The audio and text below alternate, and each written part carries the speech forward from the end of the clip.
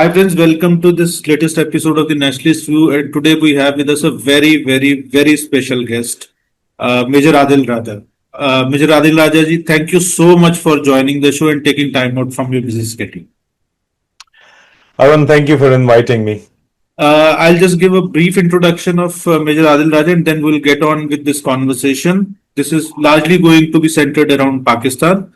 So, Major Adil Raja is a former Pakistani army officer, and now he is a human rights activist. He is a political commentator. He's a strategic affairs commentator, and he runs one of the biggest and most popular platforms.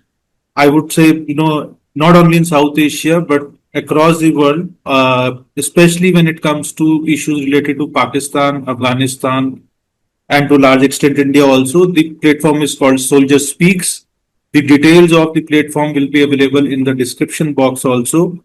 So we'll start with a little bit of, Major Adil Raja, you have been, an enigma for many. So let us begin with your personal and professional journey. So you served in Pakistan Army and then later became one of its most outspoken critiques through your platform Soldier Speaks.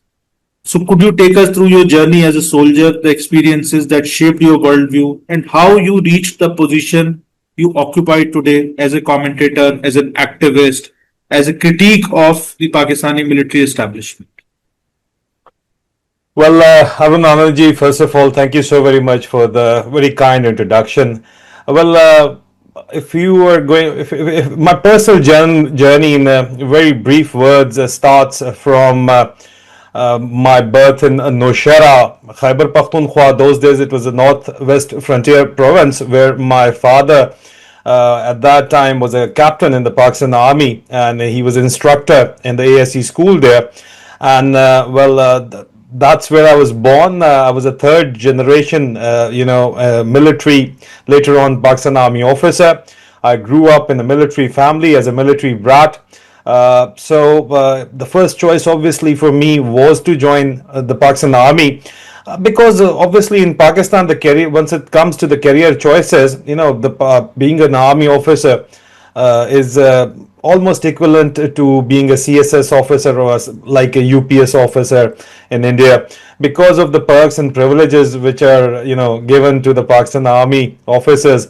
That's one of the reason, and why I'm saying this. Obviously people will say, well, it is Iman, Taqwa and Jihad for which you join the Pakistan Army. The youngster will say that, obviously, but me, after having served 21 years in that army, and General Musharraf came to our Pakistan Military Academy's passing out parade once he took over power, and he was the chief executive officer, de facto ruler.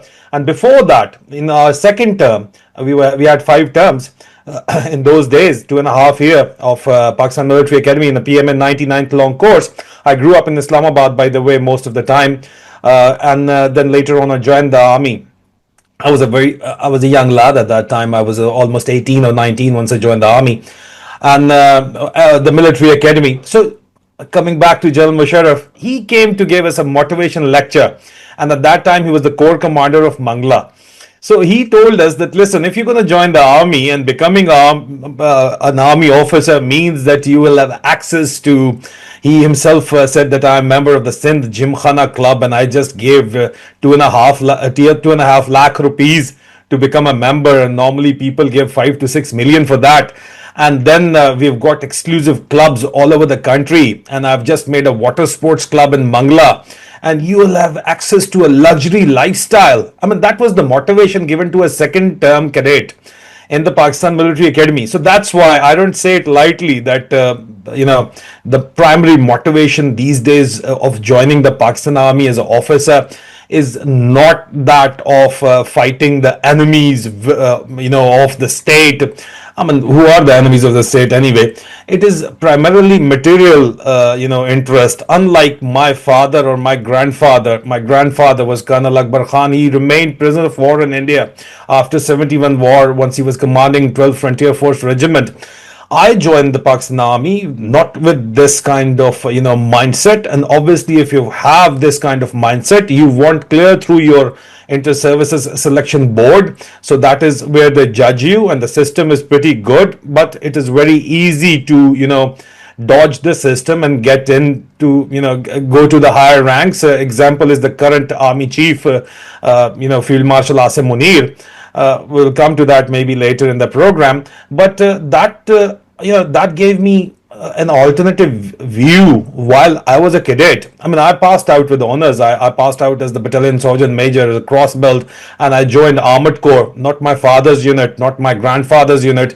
But I joined the tank regiments because my maternal family was in the Armored Corps, and glamour of the black uniform and the black beret and glamour of being called the armor boy. Well, that was something, But we got passed out 3 months earlier in emergency because Kargil war was going on at that time, and we were being trained for that Kargil war. And we knew what's going on, but we got passed out. I went to my regiment, Kohat, and by that time Kargil war had ended. And initially we were told that, I listened to the Indian media, and it was running the headlines of, I'm giving you the mindset, what made this mindset, what made me today.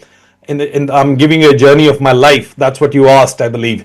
So, I got passed out, and I listened to the Indian media, and they'll be saying, "Yahan pe ghus baithiye aage hai." He was so furious, and I was so, angry, and so were all of my mates. And they were saying, well, these are the guys we know personally. Our teachers, instructors, our fellows, our unit officers who are fighting there. And the Indian media is saying they're ghus baithiye. How dare they? And we are quiet about it. Why?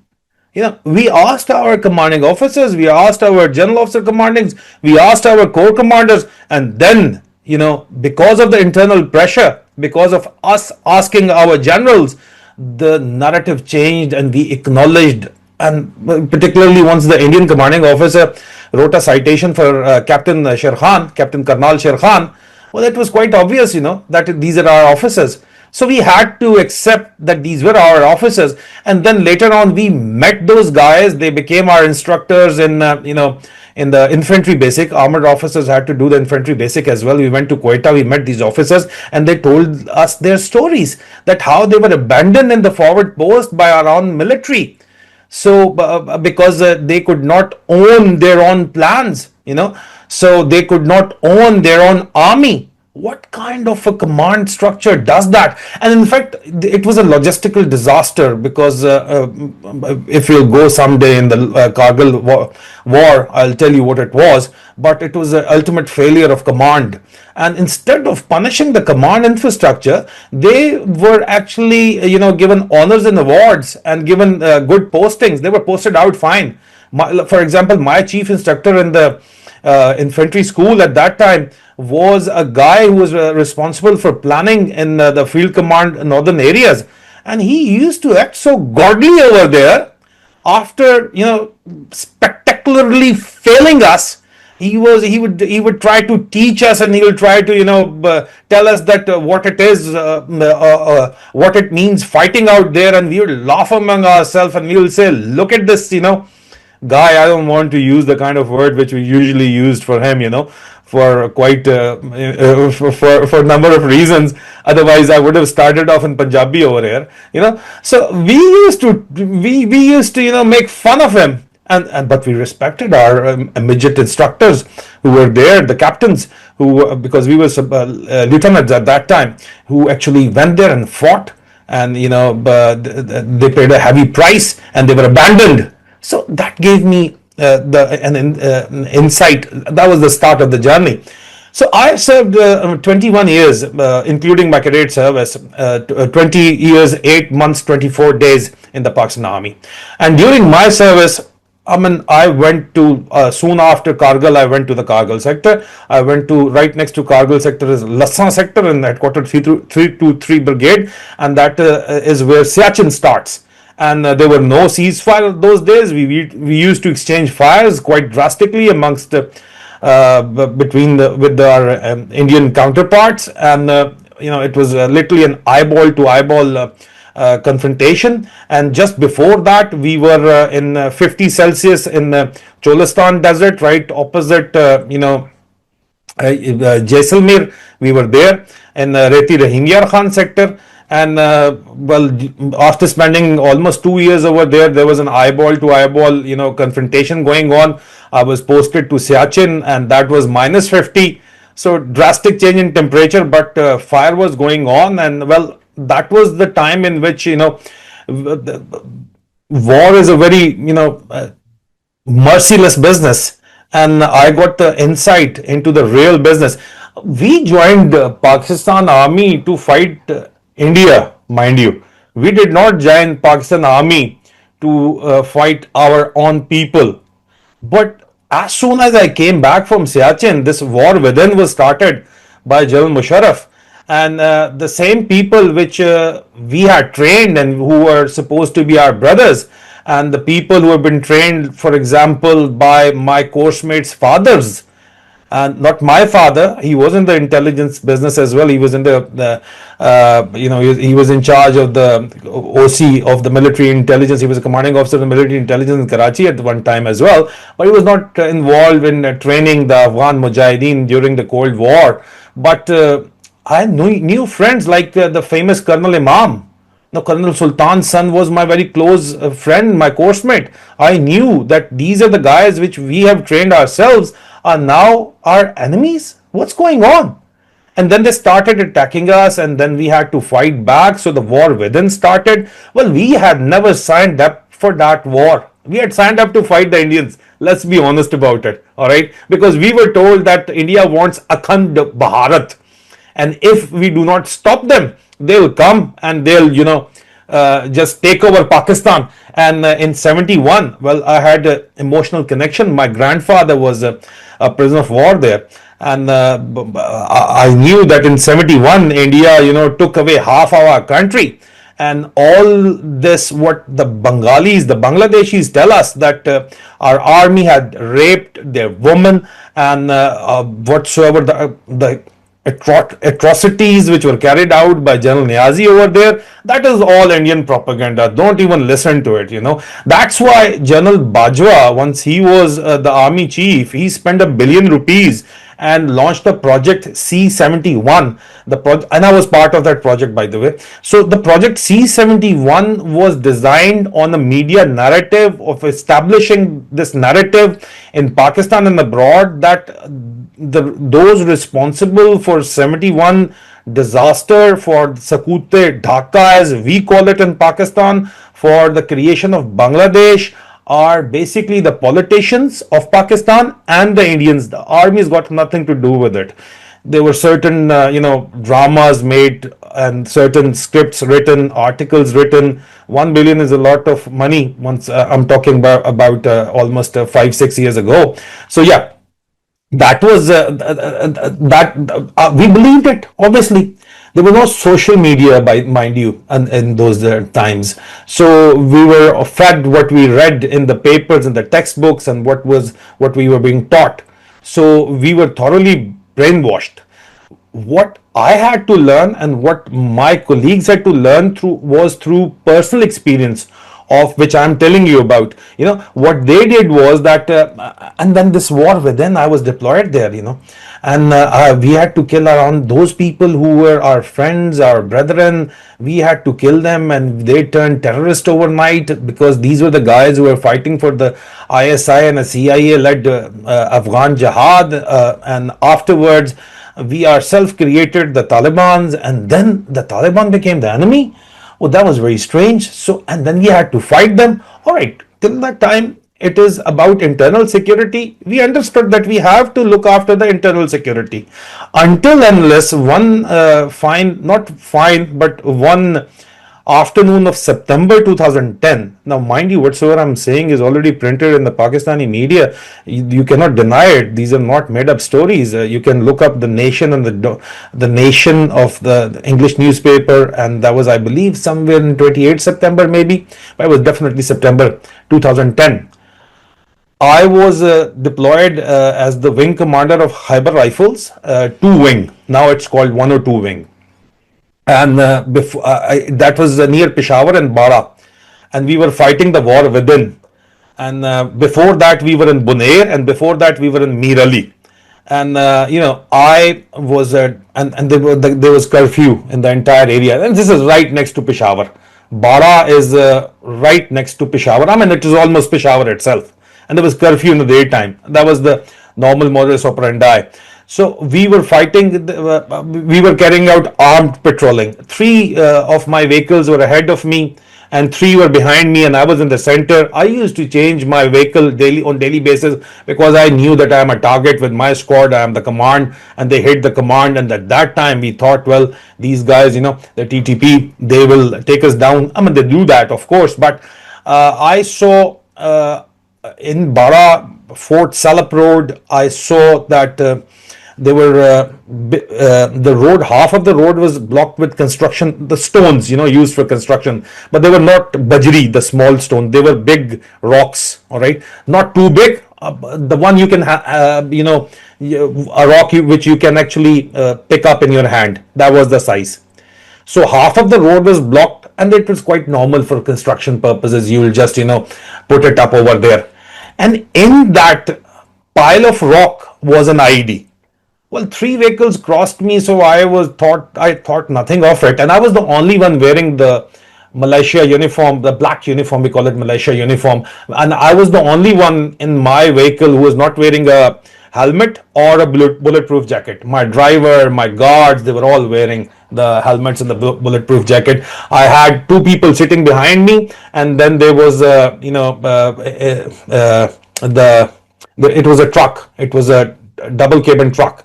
So I had four guys sitting, behind in the truck. All right, it was open. There was a machine gun over there. As soon as he reached that pile of rocks, it blew. There was an IED. Now, one IED is fine, but the IED hidden inside those rocks, the force was so huge that it turned my truck upside down. The double cabin Toyota Hilux upside down.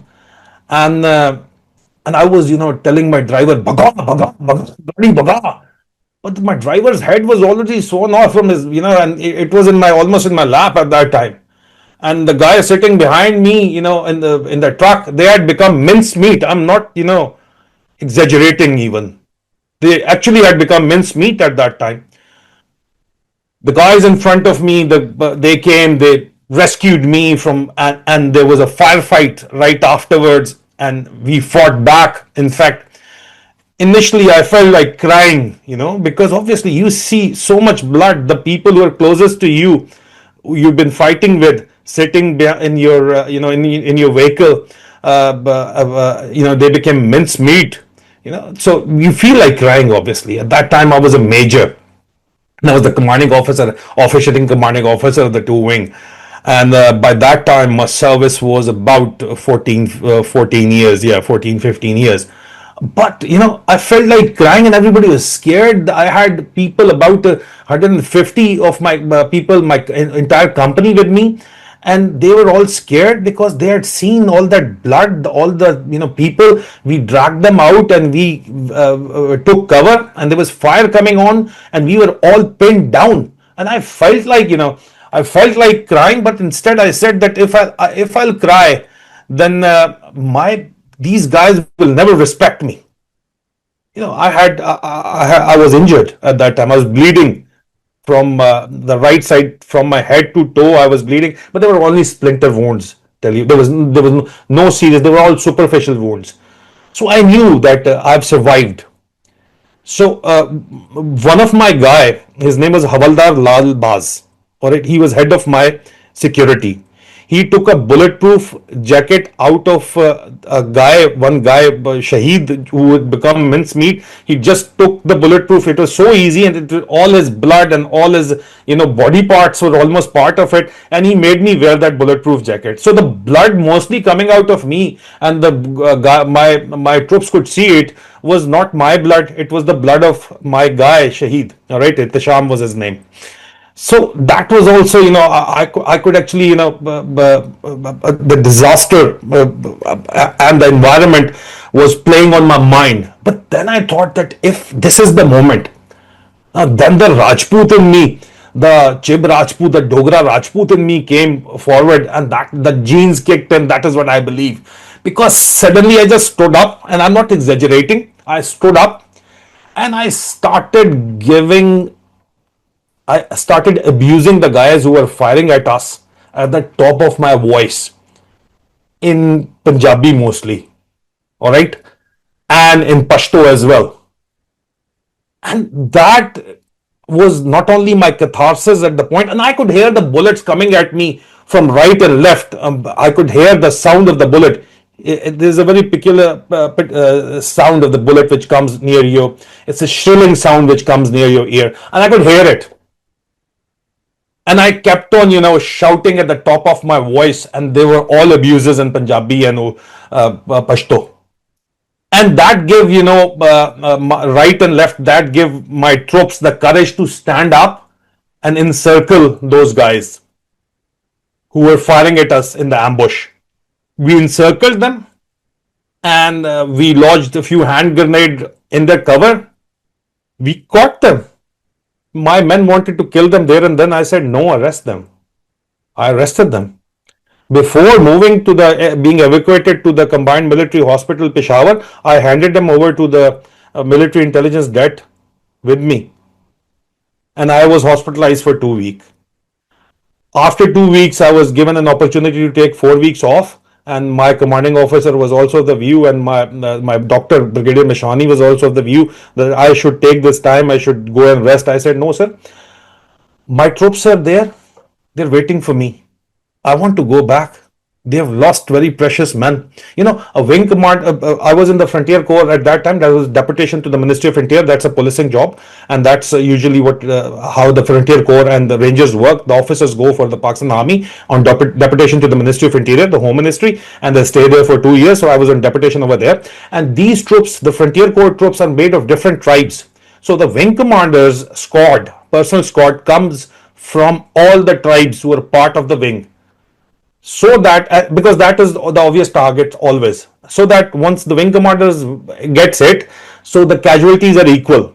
So I knew everybody is grieved, they're grieving for their men. And now if I go on a 4-week leave, and at that time, my troops, my unit, the 2-wing Khyber rifle, had lost good about 18 people, because they were constantly in operation, starting from North Waziristan to Bunair, and now in Bara in Jamrod area.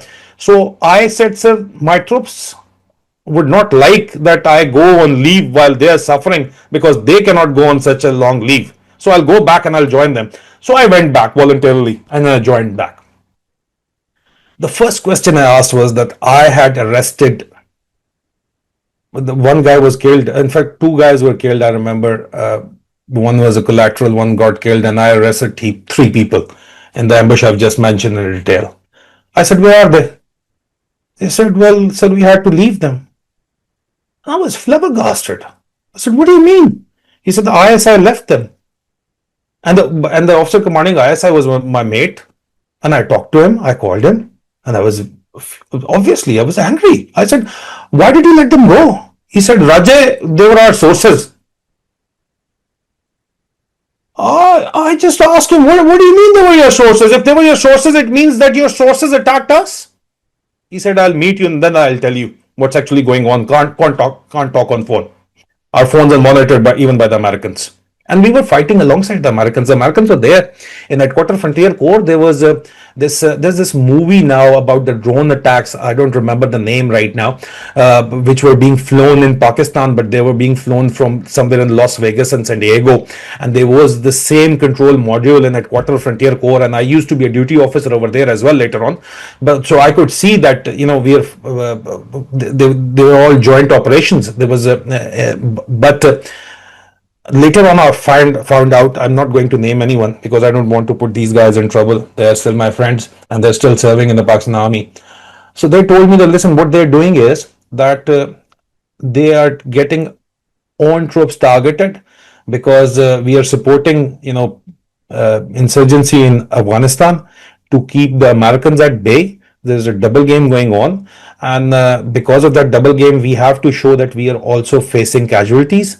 So, it's kosher to get our own people hit, and now these people, they are working for us, they are our sources, we have to leave them. So this was the, and that opened up everything for me, and later on I was posted at Torkham, and Torkham is in the same agency now, same Khyber, because I told my commandant, sir, my troops say that क्या Khyber rifle के अंदर शहादत का ठेका हमने लिया हुआ सिर्फ. So I said that this is what my troops are saying, so you have to move us now.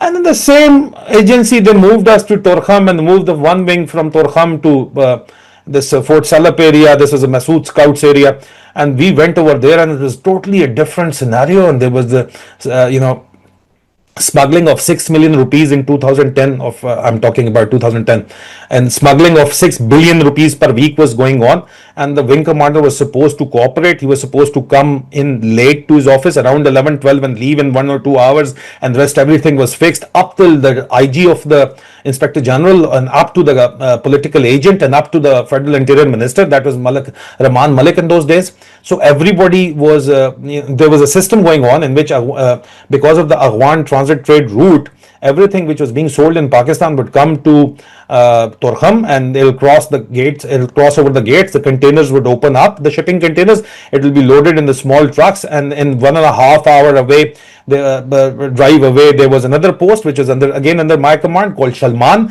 and the small trucks will come in from Shalman and they'll come to Peshawar, and it'll open up, just name any goods, it'll be there, and starting from weapons up to sanitary tiles, so and electronics, and it will be sold throughout Pakistan custom free. So there was a lot of money to be made, and I was offered 7 million per week in 2010 rupees PKR. I refused, and because I refused, I was told that you're messing with the system, you'll be sent back to the war zone, this time you'll go without your troops. So that is where I gave my first resignation, and then I had to give continuous resignations for 5 resignations. My 5th resignation in Pakistan Army's application for voluntary retirement, and because you give a certificate with it that you're willing to resign your commission without terminal benefits, that is why it is considered a resignation. So General Rahil Sharif was the chief. Once my 5th resignation was accepted, I was posted at Rawalpindi at that time, but the military secretary branch said that if you want to go with full honors and awards and with benefits, then you have to go to a war zone once again. So I was posted to Swat in my own regiment, the 18th Horse Regiment, as the 2IC. I was okay with that, and that was actually not a bad time. That was a good time actually. So during this time, as part of my post-retirement rehabilitation, I established a business in Rawalpindi. That is where my family was. And after retirement, I expanded upon that business, and I became an official land provider for the Defense Housing Authority. And that is the biggest, in fact, the biggest land developer, real estate developer in Asia. Mind you, in Asia I'm talking about, all right? In Asia, not only in Pakistan. So I didn't have money to buy the land for them, but I had an agreement. So by that agreement, they'll give me somewhat around 2 billion rupees per month. 2 billion rupees, mind you, per month. Nowadays, they'll do propaganda against me and they'll say, well, he was receiving 1.7 billion from the Indians. He's a raw agent. That's why. And I'll tell them, what are you in your senses or what? Why don't you check where that money was coming from? And I was in Pakistan. And at that time, not only was I official land provider and a billionaire land provider, but at the same time, I was, because I was, very much interested, I did my Masters in International Relations while in service from the University of Peshawar in 2007 and 8, and later on I was doing University in Islamabad. So I was very much interested in writing. So I was newspapers, English dailies of Pakistan, in The Nation, in Express Tribune. I was writing there, and of the Pakistan Ex-Servicemen Society. That was an ISI funded project, and director media cell, and I was involved in the so-called 5th generation warfare. That's why I was part of the project C-71, and my sin was that I believed in democracy as the way forward for Pakistan and peace as the logical way forward for India and Pakistan. And I was writing about it as well. And once Imran Khan was removed as part of the regime change operation, I supported Imran Khan, and that became a cardinal sin. I was warned repeatedly, but I did not pay heed to any of the warnings, because by that time I was clear of where I stood. My concepts were clear. So I was taking up a stand while staying in Pakistan. My family, my wife and children, Sabine is born and brought up here in the UK. So they were in London already, and I was traveling because I was making a lot of money. I was traveling first class, business class, like sixth time return trip to London to meet them. And I was staying back at Pakistan in Rawalpindi, Islamabad, and I was doing this business. And at the same time, without any pay, I was pursuing my journalistic interest as well. So, but that time my doubts were clear, and I took a stand for democracy, for Imran Khan. Because once he became an underdog, I was criticizing him once he was in power, once he was a prime minister. I went to him and I told him that General Bajwa, the army chief's father-in-law, General Ejaz Amjad, is planning a coup against you and they're going to remove you. But IK was of the view that, Imran Khan was of the view that they cannot remove me, the economy will collapse, and it did.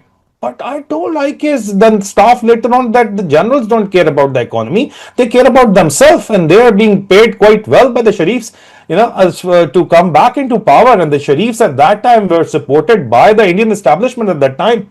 So that was also very strange for us. But I mean, they definitely would have promised once, as a result of the so-called London plan, Asim Munir was, made the army chief 2 days after his retirement. So they must have promised the world to the international establishment, especially to Indian establishment as well. But well, we can see, where those promises went in the dustbin of history. How it is going on right now, what is happening. But because I was told that all your money would be taken away, all your contracts would be taken away, you'll be thrown in jail. And they, in fact, so I was warned. But irrespective of me being warned, General Bajwa, the army chief, came to us and he spoke to us, the ex-serviceman, and he accepted the responsibility of the regime change. And he said, yes, we have removed him, so what? And he was talking, because there is no accountability for the generals and for the military in Pakistan army, so they think themselves above board, so they are very callous once they're talking like this. So that was otherwise an in-house discussion. There was an off-camera discussion with the ex-serviceman, and I made that conversation public. So the same day, gunmen of ISI whom I knew with AK-47 came to arrest me, and well, I escaped that day, and the video went viral because my mother, herself a widow of an army officer, living in the Askari colony, an army colony right next to the army house, the army chief's house, in a flat, in an apartment, 3-bedroom apartment. I was living with her. Once I'm there, I'm living with her. I had my own houses, but I used to live with my mom, obviously, because she was living alone over there. So she did not open the door. And I went to the army chief's father-in-law, the godfather, General Ejaz Amjad, the very next morning. And I said, sir, why are you doing this? He said, well, we've got a lot of complaints about you, and you're not behaving yourself. So either you're with us or you're against us. So I said, sir, I'll just shut up. I know you're very powerful guys. I'll just shut up. He said, no, shutting up is not acceptable. You have to join forces with us. And I said, well, sir, that's something which I cannot do, which my conscience does not allow me. So the next night they again raided me, but by that time, being a billionaire businessman and being a land, acquisition, almost supremo of DHA, I had my own armed bodyguards, and I had my own, security arrangements. So my guards stopped the way. And the next day, the ISI guys did not come with the AK-47. They brought uniformed FIA people, the Federal Investigative Agency people. So they wanted to look at legal, because the first day the video had gone viral. So the second day, my guards provided me the cover. I was supposed to come to London 2 weeks later to spend Eid with my family, but the same night I escaped Pakistan, and I came to London, and my friends in the ISI and the military intelligence helped me to escape, and they were later court-martialed, and they were thrown in jail as well for some time. Everything was snatched away from them because they helped me escape, but I escaped. And during that time, I switched off my phones, and well, my wife got worried. She tweeted, it got picked up by the national media, so it's all fine. And I opened my, I came through via the Qatar Airlines, So once I reached Doha, I opened my phone and I let my wife know that I've escaped. Don't worry. And I reached London, and in London, I then started speaking up.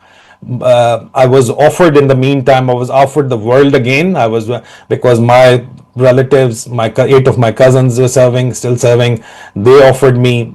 Even the Director General Military Intelligence himself talked to me for hours at end, and they offered me to come back, join forces. They said, you can do whatever you want to do, just do not expose us. Keep on exposing us. Even I was told by Colonel Taimur here, the army attaché, and who was making slit throating gestures in London. So he was my junior. I knew him very well. He's son of a brigadier. So Taimur Rahat offered me that, sir, you can keep on doing what you're doing. Just don't name people, and we will totally facilitate you. Well, I refused that, and because of that, all my properties were snatched away from me in Pakistan. My mother was arrested on her way to the airport while she was trying to leave the country. And she was not arrested, sorry, she was abducted by the ISI, and she was kept by the ISI for 48 hours, and I made it public. A counterterrorism case against me was registered here in the UK because of the cooperation of UK and Pakistan.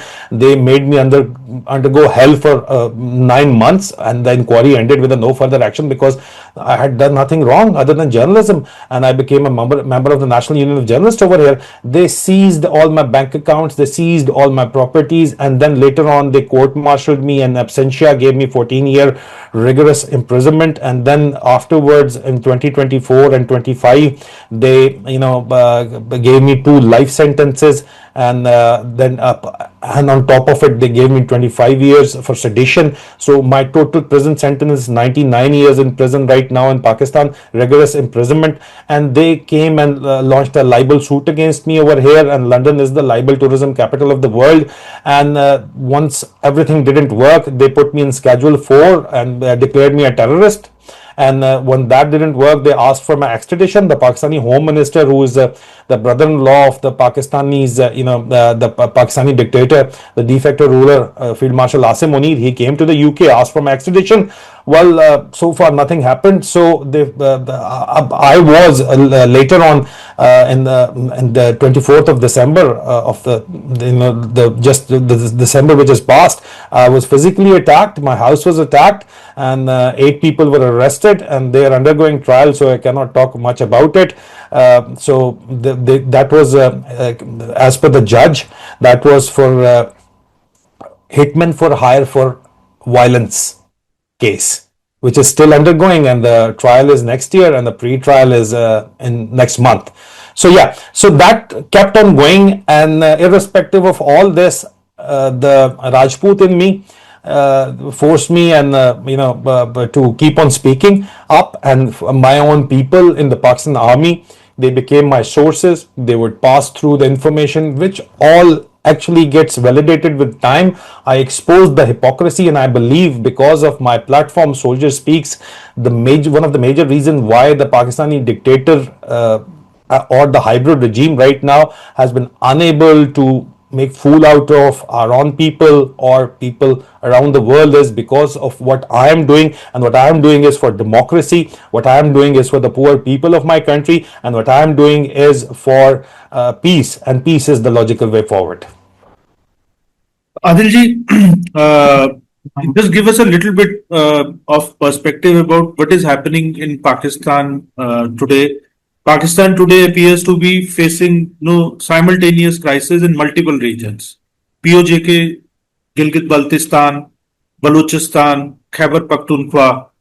So from your perspective, what are the underlying causes of this widespread internal unrest?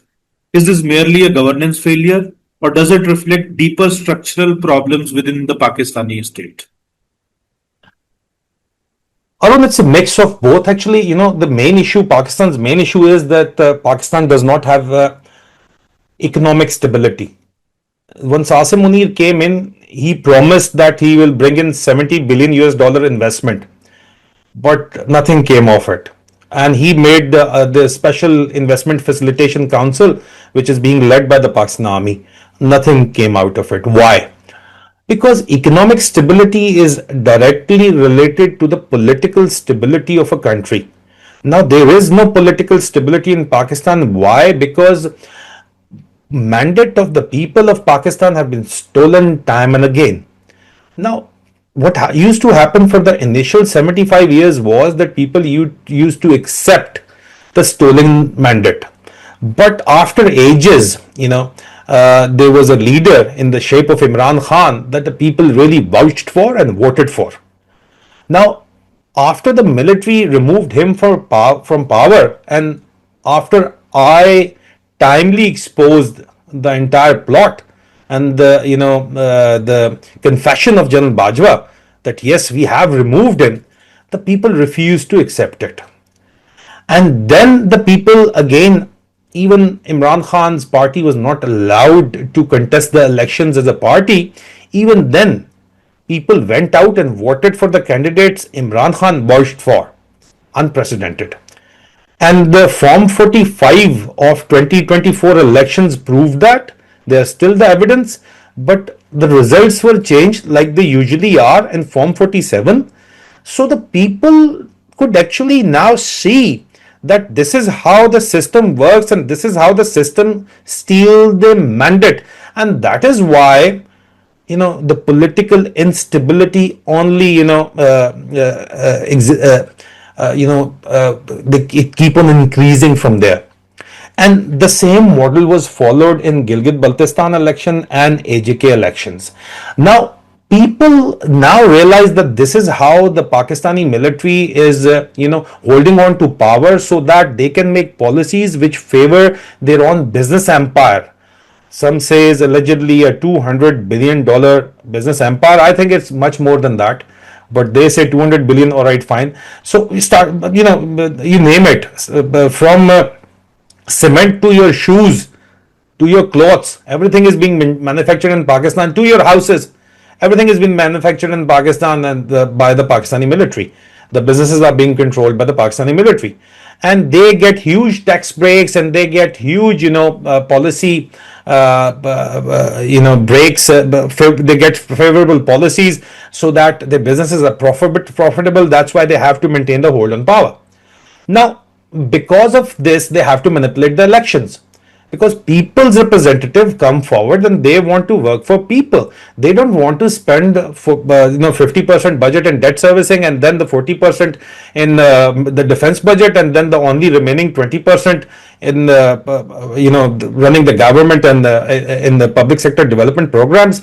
Well, there's nothing left anyway for public sector development programs. So they want to work for the people because they have to go back to the people and get their votes. So that is why the military through ISI's internal wing manages the elections. The system was kept under wraps and it was not exposed for the first 75 years of existence. But for the last 3.5 years, the system stands exposed, and the system now, and because of that, the people's confidence in the social contract with the state has eroded completely. And that is why there is no political stability in the country. So without political stability, you cannot get economic stability. And without economic stability, you cannot simply survive as a state. You are surviving as a state from one IMF bailout to another IMF bailout, and then from one Chinese loan to another Chinese loan. It's not a sustainable model, firstly. So that is why once I come out and say that palle ni tela te kardi mela mela, you got no money in your pocket and you're dancing like monkeys saying we are global peacemakers.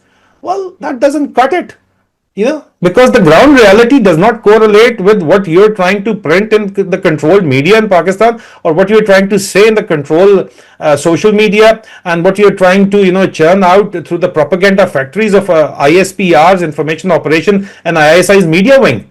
Well, the ground reality does not correlate. The ground reality is that in Pakistan, a man, even a middle class man, cannot afford, food for his children. If you got a family of two, even today, somebody was telling me that if you need to get bread and eggs for your morning breakfast, it costs 1,000 rupees. So they say that in the middle class, we are getting 50,000 rupees, pays. So the electricity bills have skyrocketed. We've got solar now, but everybody cannot afford a solar. So the food prices have skyrocketed. The fuel prices have skyrocketed. Why? Because these are there are direct taxation. The country is surviving through direct taxation. The only reason IMF is still giving them loans is because there is so much direct taxation that they are able to tax people directly on consumer products, on perishables, and then use that money to pay off the loans. And but at the same time, the Pakistani generals, they're living a luxury lifestyle, and they don't like me comparing it. The Indian generals, they get retired, they live in a 3-bedroom apartment or a 4-bedroom maximum apartment. But Pakistani generals, once they get retired, they've got a summer house in a very nice mountainous locality. They've got a farmhouse with a lot of animals in it. They've got a main house in a city of their choice. They've got a house, a haveli in village. They've got an apartment in London and New York, and their children are already living there. And they've got commercial properties whose rent are paying off their lavish lifestyle, but their personal staff is still not being paid for by their own pocket. The Pakistan Army, through public money, is providing them with 6 or 7 personal staff who, if they have to go on leave, they are again provided replacement from the army. They've got cooks, driver, waiter, telephone operator, gardener, guards. I mean, just imagine, Rawalpindi and Lahore are graveyard of living generals, living retired generals. And these are the aspiration of the serving generals. So they all being promoted, 50 odd generals being promoted every year, they all need to, get this kind of a lifestyle. I mean, they're living like the French royalty before the revolution. And I mean, how can you sustain all that? How can you sustain? So that is basically the problem of Pakistan. The elite capture of Pakistan facilitated by the Pakistani military. That is the basic problem. Alsab, you are the best authority to talk about the Mullah military nexus, about which many critiques or many analysts of Pakistan, they have been, speaking about this long-standing Mullah military nexus in Pakistan. And the argument is that sections of the security establishment have historically used religious groups as instrument of policy. Now, how do you view this relationship, and to what extent has it shaped Pakistan's domestic politics, security environment, and international image? And I'm giving a specific reference point, especially under Asim Munir. To be fair, Arun Sahab, to be fair and honest, the alliance between royalty, kings, and clergy have always been used to rule the masses. Now, based upon that principle, once the first military dictator, Ayub Khan, took over Pakistan, I mean, at that time, Pakistan was a modern state, fine. But after some time, they realized that, that alone is not going to cut it. The military power needs to be justified. But particularly once we come to Ziaul-ul-Haq, General Ziaul-ul-Haq, he was the one who actually empowered the Mullahcracy. Now, this Mullahcracy, a Mullah, I'm not talking about ulama karam, mind you, the true religious scholars. I'm talking about the Mullahcracy. There is a big difference. Firstly, let's clear that. Now, moving forward, this Mullahcracy are the normal mullahs who are doing their, running mosques or madrasas as a job, not as a conviction. All right. So because people, they'll have like 10 or 11 children, they cannot feed them. So they'll, just give few of them to madrasa, so that the madrasa is feeding them, and the madrasas are being funded by Arab sheikhdoms. So they are feeding them at least. So they'll just give them to the madrasa. They'll become the so-called, ulama, and then they will, open their own masjid somewhere, mostly on land grabbed from the state or from the people, and they'll open a mosque up, and then they'll expand into a madrasa. There are so many cases. This model is always there. So now, once Ziaul-ul-Haq came into power, And once the Americans, they supported him for, you must have seen the Charlie Wilson's War. You must have read the book. Once the Americans came forward and they gave this idea of using jihad as a tool to defeat communism, that is once. And Ziaul's makeover himself was quite, conservative, and he was the one who had stopped, to the dismay of many officers in Pakistan Army, because even Asim Munir, he's very fond of whiskey, and he has to, drink it in private. So Ziaul stopped the serving of all the drinks, and he said, "But this is an Islamic Republic." Of course, it was an Islamic Republic. You made Pakistan on the name of Islam, but at the same time, it is also a fact that 60% of the population of Pakistan, they consume alcohol, which is haram. All right, but that is the so firstly, there were two things. Firstly, the concept of Muhammad bin Qasim came to India and converted us into Islam, and we are descendants of Muhammad bin Qasim. That ideology was promoted to counter the Indus Valley civilization ideology, that we are part of Indus Valley civilization. India, Pakistan, and Afghanistan, all part of the Indus Valley civilization. So this ideology was first, floated by the Mullahcracy. But what really empowered this Mullah military nexus was the Afghan Jihad, where the US came in, the CIA came in. They gave, huge, I would say, containers of dollars were at the disposal of the Mullah military alliance. And the Mullah who used to ride bicycles, they started, driving Land Cruisers, and they became rich overnight. As a result, the Pakistani Mullahcracy, I'm talking about the Pakistani Mullahcracy, they used the Afghans, they radicalized them, they used them, they made international ideological mercenaries out of them, they made mujahideen out of them, and later on they were abandoned. And Afghanistan was used as so-called strategic depth, and that policy has badly backfired for them. But since we're talking about Mullah military nexus, well, that is where the Mullah military nexus really gained its power once Ziaul became Marde Momin, Marde Haq, Ziaul. All right, that is from where it gained power, and the military realized that, hold on, after 71, we were really, people were not with us. They were blaming us for losing half the country, and they were telling us that you are, like Ahmed Faraz wrote those poems, the Peshawar Katilon Tum Sipahi Nahi. We were badmouthed by the academia of our country. So now we have been exposed. But this Mullahcracy, which has now become a militant power, thanks to the American money and thanks to the American support, can be used to subdue the democratic sentiments of our own country. They can be placed all over the country, and they can be used as proxies, not only to subdue the people of Pakistan, subjugate the people of Pakistan, but also against India as proxy. That's when Jamaatul Dawa, Lashkar-e-Taiba, Jaish Muhammad, all these organizations came forward. They became the fifth columnist. They became the proxy elements to keep India's rise in check, to keep India in check, because you could not simply match Indian conventional power. So you needed to blackmail the Indian establishment into submission, and they thought, well, this is the way forward.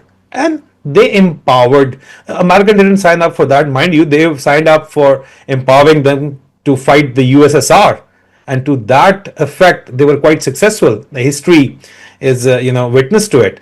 But the Pakistanis have always been using the Cold War and the global war on terror for getting equipment to be used against India, and to getting proxy elements, to preparing proxy elements to be used against India, which in all fairness was a good strategy till the time people realized that what we got was, as a result of the Afghan Jihad, the Pakistanis got Kalashnikov and heroin culture. And then Musharraf came into power. and he introduced enlightened moderation. And that didn't sit well with the Mullah military nexus. So Mullah military nexus went after Musharraf. And there were assassination attempts. I still remember I was on leave, I was sleeping, I was a captain in my house. I heard a big bang, not early in the morning, quite late in the morning. And I woke up and I went out and I saw that General Musharraf's convoy had been hit. And later on, we realized that they were all military person, but they were all part of the Mullah military nexus. Because once you create a Frankenstein monster, you cannot control it. So it was out of control at that time. And then later on, Musharraf was kicked out because General Kiani was patted on the back by the Americans because Musharraf wanted to solve the Kashmir issue maybe, or have good terms with India. And why he wanted that was because he realized that is the only way the economy would progress in Pakistan. So that did not suit the global military industrial complex, because then if India-Pakistan issue gets solved, if Kashmir issue gets solved, who are they going to sell their hundreds of billions of dollars of weapons to? So that didn't work out, and General Kiani came up. Now, to the last part of your question. Now, what Asim Munir is doing is that, again, it is a question of legitimacy for Asim Munir. Because of our work, Asim Munir is unable to gain the domestic legitimacy which he desires. So he is invoking the Quran's verses, and he is, presenting himself as a Mullah Munir, which is not true. In fact, if he was truly a religious figure, we would have been talking differently about him. But if you're telling your people that you're Allah ki Fauj, and you're talking all these in all these jihadi terminologies, just like Yazid, mind you, Yazid used to quote verses from Quran once he was carrying out the bloodbath of the grandsons of the Prophet Muhammad, peace be upon him. So just like him, he is justifying his actions. He is carrying out a bloodbath in his own country. We have seen it repeatedly in Islamabad in November 26th of November 2024. Then we are seeing it in AJK right now. We are seeing it on daily basis in Balochistan. We are seeing it in KPK. So to justify all these actions of the state, even in Punjab, the Punjab police have carried out 1,000 extrajudicial killings. Why? Because Asim Munir wants to make so-called hard state, and he's justifying this by Quranic verses. So that is not on, people are not buying it, but he's trying to re-invoke the Mullah military nexus, like in Karachi. Through the Mullah military nexus, there was an attack yesterday on the Rangers, workshop company.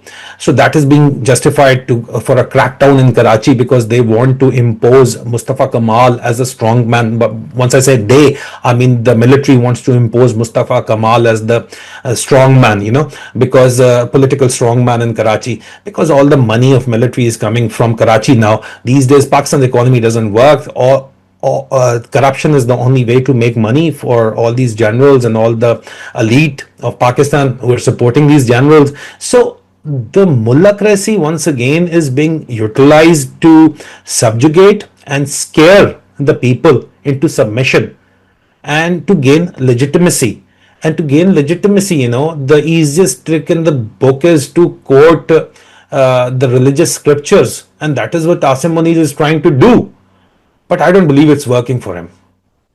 My last question is, but before I, put my last question, I want to put in a caveat, basically, that we want you to be back for many more conversations because, there are a lot of issues which need to be discussed. And there's nobody who is a better authority on Pakistan, than you. So, unfortunately, we are having, unlike a very high decibel rhetoric which happens on, television channels on both sides of the border. So Yeah. it's exceptional to have, civilized conversations, which fortunately both of us are having, and thanks to you. So I think such conversations need to be, promoted. And so my last question is, this quest for legitimacy by this, many commentators call hybrid regime of Shehbaz Sharif and Asim Munir. So this quest for legitimacy, the Pakistanis have been suffering, the common people of Pakistan have been suffering, and as we have seen, it has got manifested in the form of unrest in different provinces of Pakistan. So, how do you see way forward for Pakistan? How long this quest for legitimacy will go on, and Pakistan would continue to suffer? So, what is the solution which you are looking at, and do you see a timeline broadly, basically, that how long this state versus people contest can sustain? Well, there is no short-term solution, but the only solution is to accept the public mandate. The people's vote must be respected, and the vote is with Imran Khan. Whether he can resolve that issue or not, that's a separate debate. But the public mandate is with Imran Khan. There is no doubt about it.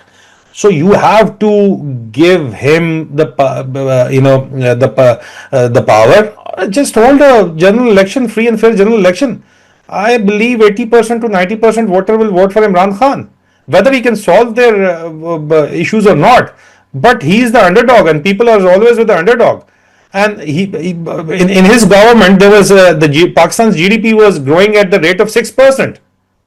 Just imagine, it is down to almost 1.5% in just three years. They've destroyed the Pakistani economy, and he was doing a lot for the Pakistani economy. And the only way forward is to accept the public mandate. But if history of a teacher, taking history as a reference, Pakistani generals have either left power or got out of power either as a result of a conspiracy or because they were assassinated. So once I do talk to people, and the pulse is, I'm not supporting any kind of violence. Please mind you, I'm only reporting what I hear. And what I hear is that Asim Munir is going to face both of these predicaments, which I've just mentioned. The way he's heading, the way he's going, because he's carried out so much bloodshed that nobody is going to forget it. He's put Pakistan in a situation. I mean, they're saying that Pakistan is a global peacemaker, and mind you, Pakistan has been thrown out of the Iran-US peace process as well, because through the process, the Pakistani hybrid regime was seeking legitimacy for itself.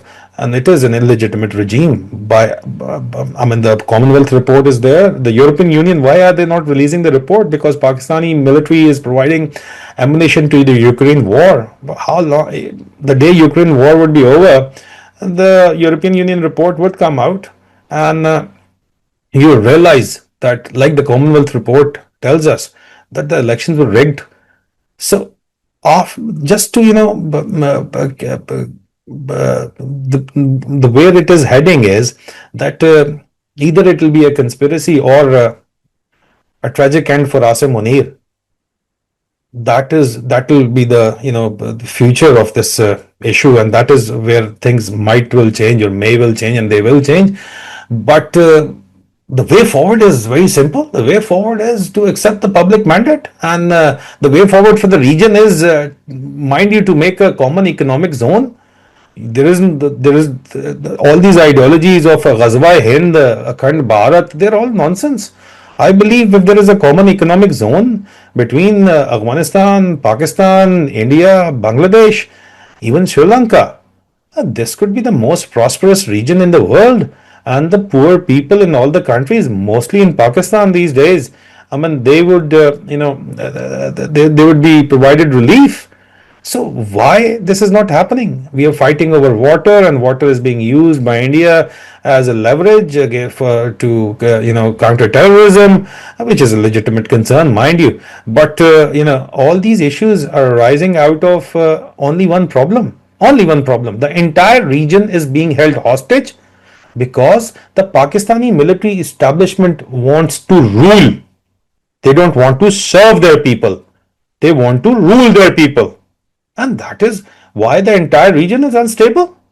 I mean, let's have a debate about it. Maybe I challenge the Pakistani generals even to come out and tell me if I'm wrong. And they, in secret, agree with me what I say. And no matter the kind of information operation I'm facing, no matter what labels they're giving me, they agree with what I say. But they are so much accustomed to the luxury lifestyles that they just cannot give it up. Not just like this. So we're looking at a huge disaster, maybe, and hopefully that's avoided. Hopefully, peace becomes a way forward. I mean, nobody is saying to change the borders, but unfortunately, peace doesn't sell. That's the problem. It's not good business. That's the problem. Thank you, Major Adil Raja Saab. Thank you so much for decoding all these issues. We hope to host you back soon again, and we'll be sharing a detailed bio of Major Adil Raja, his work, links of his platforms. Please do subscribe to that. And thank you so much once again, Major Adil Raja, for coming to the show. And thank you so much for taking time out from your busy schedule. Thank you. My pleasure, Arun. Thank you. Thank you.